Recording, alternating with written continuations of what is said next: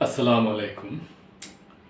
প্রিয় দর্শক, এটা একটা কিভাবে বলবো আমি যে এটা একটা মিলন মেলা বলা চলে, যে ডাকসু উম, নির্বাচন, যে যারা মনে করেন স্মরণকালের সবচেয়ে বেশি যে পদে ভিপি, ওই পদে মনে করেন দাঁড়াইছে সমস্ত দলের, এবং মাদ্রাসার অনেক ছাত্র ছিল, বেশিরভাগই তারা মানে মাদ্রাসার ছাত্র ছিল, এবং অনেক মেয়েরাও আছে এরা দাঁড়াইছে, এবং তাদের যে গণসংযোগ মানে হচ্ছে খুব সুন্দর আনন্দের মানে সাথে একে অপরকে ফুল দিয়া দিয়া, আর অভিযোগ খুবই সামান্য। তো আমি মনে করি যে ইলেকশন যদি এত সুন্দর মিলন মেলা হয়, তাহলে এই ডাকসু নির্বাচনগুলা যেই সরকারই আসুক, মানে মানে মানে তাদের প্রতি টার্মেই প্রতিবারেই চালায় যাওয়া উচিত। এটাকে আর তার কারণ গত 19 সালের নির্বাচনটা বাদ দিলে প্রায় কোট 18-19 মানে বছর হয়েছে যে ডাকসু নির্বাচন হয় নাই। আমি মনে করি যে ডাকসু নির্বাচন হইলে দেশে রাজনীতিবিদ বাড়বে, সৎরা রাজনীতিবিদরা রাজনীতিতে আসবে, এবং দেশেরই উন্নতি মানে হবে। লিফলেট থেকে লাল গোলাপ প্রচারে সরগরম প্রথম দিন।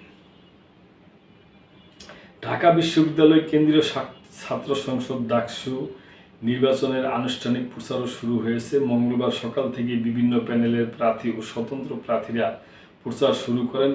প্রচারণায় বিকেল পর্যন্ত সরগরম ছিল ক্যাম্পাস। সম্মিলিত শিক্ষার্থী সংসদ নামে একটি স্বতন্ত্র প্যানেল সকালে ক্যাম্পাস এলাকায় গণসংযোগ শুরু করে। এই প্যানেল থেকে ভিপি প্রার্থী হয়েছেন মোহাম্মদ জামাল উদ্দিন খলিল।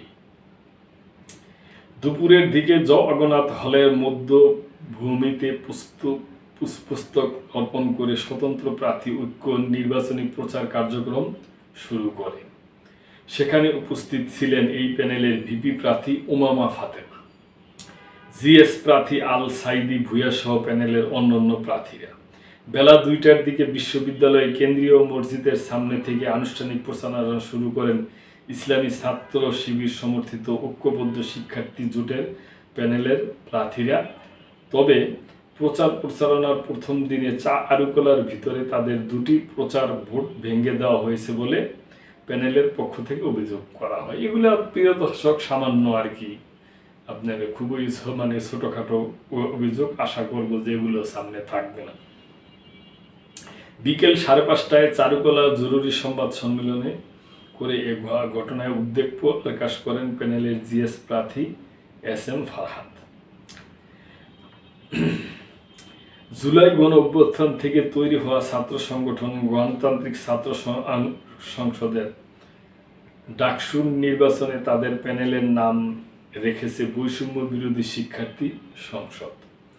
বিকেলে এই প্যানেলের প্রার্থীরা কবি জসিমউদ্দিন হলের মাঠ থেকে নির্বাচনী প্রচারণা শুরু করেন। এই প্যানেলের ভিপি প্রার্থী আব্দুল কাদের ও জিএস প্রার্থী আবু বকরের মজুমদার প্রচারে অংশ নেন।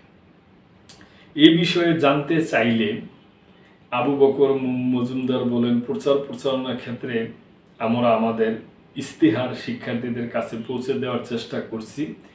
তবে প্যানেলগুলোর ইস্তিহারের প্রায় কাছাকাছি হলে আমরা শিক্ষার্থীদের জন্য আলাদা বা স্বতন্ত্র যে পয়েন্টগুলো আছে সেগুলো পৌঁছে দেওয়ার চেষ্টা করব। তো প্রিয় দর্শক, আমি মনে করি যে এই যে মিলন মেলা এটা যেন সবসময় অব্যাহত থাকে প্রতিটা নির্বাচনে, এবং আল্লাহ রহমত সামনে ফেব্রুয়ারিতে আমাদের জাতীয় নির্বাচন আসছে, ওই নির্বাচনও যেন এরকম আনন্দই থাকে।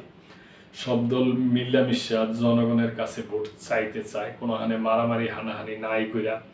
তার কারণ আমাদের দেশ স্বাধীন হয়েছে কোট মনে হয় 55 বছর মানে চলছে, এখনো দেশ অনেকেই পিছনে পড়ে মানে রয়েছে। এই দেশকে আরো সামনে আগায় নেওয়া যাবে।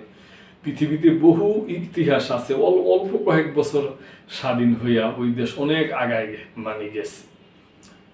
তো এগুলো আমাদের ভাবতে হবে যারা তরুণ এখন মানে রাজনীতিবিদ আছে, প্রিয় দর্শক, তারা একসময় দেশ শাসন করব এবং এইভাবেই যেন সুন্দর আনন্দ উচ্ছ্বাসের মধ্যে ইলেকশন গুলা হয়, এটি আমরা আশা করি। প্রিয় দর্শক, এই ব্যাপারে আপনাদের যদি কিছু মন্তব্য থাকে অবশ্যই করবেন এবং লাইক, কমেন্ট, শেয়ার করে সাবস্ক্রাইব করে আমাদের পাশেই থাকবেন।